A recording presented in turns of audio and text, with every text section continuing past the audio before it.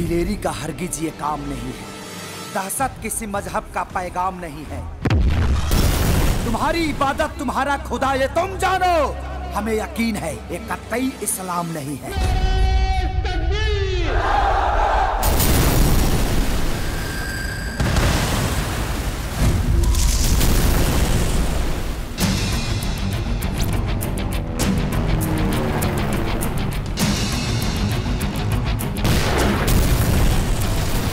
हिंदुस्तान के गरूर के टुकड़े टुकड़े करके पाकिस्तान को कश्मीर से जोड़ना होगा।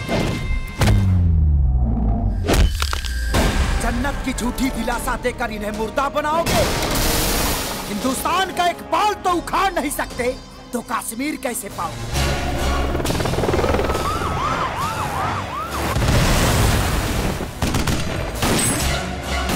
हिंदुस्तानी है हम, एक झटके में पूरी दुनिया हिला देंगे। हिंदुस्तान जिंदाबाद, पाकिस्तान को मुर्दाबाद बना देंगे।